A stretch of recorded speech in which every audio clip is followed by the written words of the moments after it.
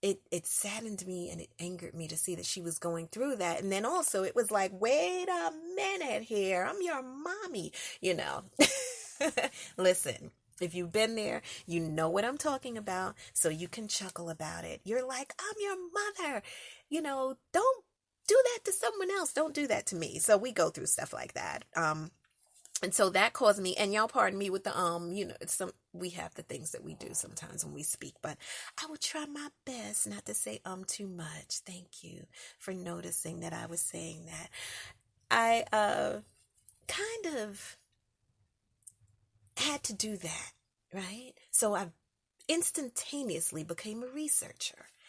I was able to feel when she wasn't feeling well. I was receiving multiple calls the summer for and I want to say this for educators too, like if you're taking a child on a trip who has epilepsy, even for the parents, like, we know they need to have bottled water. It needs to be cold.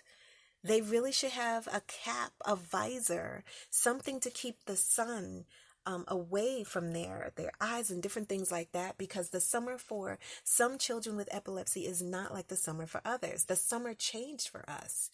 And so it was almost as if we had to adapt to kind of staying inside, because the heat for her, it was a trigger. So just in case you're wondering, some of you like, I don't understand. It could be the heat. We had to have a fan on sometimes in the winter time if the heat was on. I'd have to, even though I would take the air conditioner out of the window, up north, we didn't have the central air. So I'd have to take it out, but then I'd have to have a fan on. And then, yeah, things change at school. So once again, if you're an educator, I really do want to talk to you. I do want to empathize, sympathize with the parents who have a child who has epilepsy, who's fighting through it, who's brave, who's making it happen, who's pushing their way. And knowing that they're doing that, and then knowing also that they go through various things in the school setting as far as bullying and different things like that, when they're already being brave, dealing with this illness that some of them never ever had before. Some of them were not diagnosed as a baby, and some were. So I'm here because I feel like we, as a community, as a nation, in our states and whatever else, can do a much better job. Epilepsy, for some reason, it's hidden. When I go on LinkedIn and I look at the Epilepsy Foundation's page, and I make sure as much as I can that I comment. And sometimes I see the wonderful things that they are doing, and I don't see like the overall comments or the overall responses that I see when it comes down to other illnesses. And when I notice that epilepsy affects more people. And so I feel like I have a responsibility. Gosh, I might need to look up the word mandate, but I have a passion and a responsibility, and I feel like it's a necessary call for me to open up and speak up about this, because I know what my child went through in school. And so I watched how, let me say this to educators also. So when you have children passing out papers, tests, I don't always know if that, and I know you're probably busy. You've got so many other things to do. But children are children. Children think like children. Their brains are not fully developed. And so a child who may be struggling or with living with epilepsy, right? Whether it's, I want to say temporary, I believe there will be a cure. I believe that help is on the way. That's me. I believe it. But I watched, even my child, her grades went from an A+, and then they just, when the diagnosis came, started to dwindle a bit. And It was hard for me to understand with all that she was going through after being on the ICU, after having to struggle to get up in the morning, to stay awake, struggle to try to learn the lesson, and all of these things.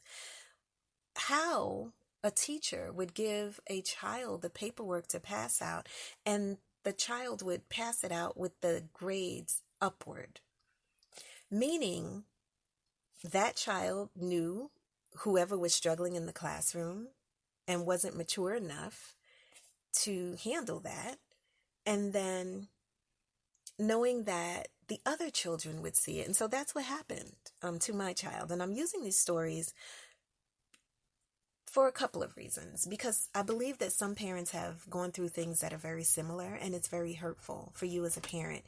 And you almost feel like you feel like you're constantly running to the school or writing emails, or you might even be upset and you're probably exhausted, because for most of us with the diagnosis, if our children was in a different room when the diagnosis came, even so, when your child has seizures in their sleep, you become, what do I want to call it? You become the device that a living epilepsy monitor as a parent. You're looking to make sure that they're breathing. You're looking to make sure that it doesn't look like they're having a seizure in their sleep. You're looking to make sure that they're okay. And your life changes. Your sleep changes when you can't sleep. And you're sleeping with them. And I don't know about you, but sleeping with a child, they're going to scoot their little tushy out. And if you're sleeping on the same bed, you'll probably be on the edge most of the time because they're on the inside by the wall. You don't want them to fall on the floor. It's just the truth for those of you who don't understand what I'm saying. It's just the truth, right? And so you're looking and you're making sure. And so, thank goodness for a little bit of foundation for the ladies, because that's when your eyes might, you get the little raccoon dark circles, and it's okay. It's okay. Right? These are almost like your battle, I want to call them, they're almost like your battle scars. Like, I'm fighting for my child, right? By any means necessary. And so, that they're going through these things in school with papers. But here's the piece that happened to my child that I wasn't knocked out about. I didn't like the fact when she went up to a different grade. So nowadays, it wasn't like when some of us were in school. You went to school from K through 6. That's what you did. Then you went to junior high school. Then you went to high school. But now it's almost like there's lower elementary. It's K through 3. Third grade, K through 2. Third grade through 5th grade is upper elementary and all of that. And so as a parent, I'll use myself as an example. It was very important for me to start to advocate, to contact the local epilepsy center, to contact the Epilepsy Foundation and get all types of pamphlets and paperwork. I give a shout out to Gigi. Gigi's awesome. I really do appreciate her at the Epilepsy Foundation. And so she gets a shout out, for being kind and for having that listening ear. And so there were times when I needed the pamphlets because I needed people to see what to do in the event of a child having a seizure, or pamphlets on epilepsy in the school setting or at home, different things that we could do. Like, if you had tables with square edges, to move them, to try to get things that had more rounded edges, to see if you could get a carpet or a rug on the floor next to the bed that was padded, to go ahead and get non-suffocating pillows, right? And so, these are things that we needed to do. And you can look that up on Amazon. They have non-suffocating pillows, because that's important. What else? I changed the light bulbs in the home. I noticed that a lot of the economy light bulbs had high flicker rates. And so that was a trigger. And so we changed those light bulbs to LEDs instead. All of this is on the Epilepsy Foundation's website. And so in the school setting, I discovered that I needed to get a 504 for her, which would allow for her to have more time to test. Now, for depending on where the epilepsy, what part of the brain it affects, it can cause a bit of what is it in the learning. For instance, sometimes if it's the frontal lobe, I believe it is, that the words and the number problems become a lot more difficult for a person or a child who has epilepsy in that particular area. And so they need more time to process. The other thing is, I'm from New York City, and so we can speak pretty fast at times. But for a person who is, um, struggling or has challenges cognitively, you want to slow your speech down, because I could be all the way over there on the next sentence, but for my child, she was still processing, what is mommy saying? Listen, that happens with kids anyway. Tell the truth. Sometimes they're just looking at us like deer caught in headlights, not understanding, but they can get on Roblox and they'll understand, or Fortnite, right? Okay, she doesn't play Fortnite though, but Roblox is a different story. I'll make you laugh on what I did recently with that. But anyway, so we have to slow down sometimes, and we also need to advocate and let their friends know, let the teacher know. And so I ended up in K through 2. We were doing workshops. I was having parenting sessions, passing out information, doing workshops actually with the teachers, and requesting that we could do workshops with security staff. Anyone in the gym, anyone who taught that child, who spent time with that child. Because the other thing that we need to know is epilepsy can present differently. A child can actually walk and be having a seizure. They're just wandering off. And so we don't want the security guard. If the security guard knows this particular child has this medical disorder, they should, in the school setting, have a bracelet on. And I know sometimes we don't want to put those bracelets on our children, but they have some really nice ones. Lawrence Hope is another site. They have very nice, they're such nice little bracelets. And then, of course, on the Epilepsy Foundation, you can see some there. And Medic, they're just different places you can get them. But they do need them. And so I don't want the parents to feel like, well, if I put this stuff on my child, they're going to be picking on my child or calling my child out or whatever it is.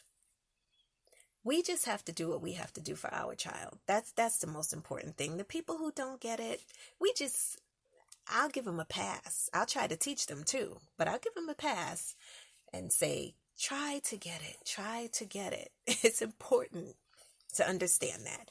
And so I said security, right? The teachers need to know, here's the piece. So I believe when I started having those, I'm trying to remember those workshops, there were parents who I didn't know.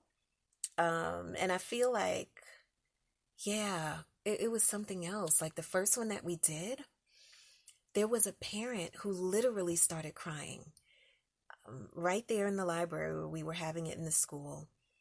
And I was doing a PowerPoint presentation, just kind of talking to them about the different things, the different ways that epilepsy can affect the child, and the things that people say, and I had the words kind of coming up like, why are you daydreaming? Like, what's wrong with you? Are you, just things that were just coming up.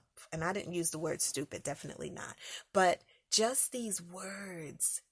And just because she knew that somebody was able to identify with her as a parent, as a caregiver, that there was someone there who understood, who was able to empathize and felt her pain, she sat there and she literally started to cry. And she was just like, oh my gosh, like finally, this has been so hard. And so we were able to let her know she was not alone. But then there were other parents who were going through it as well. And so it became something where some parents didn't want to tell because they didn't want their child to be picked on or anything like that.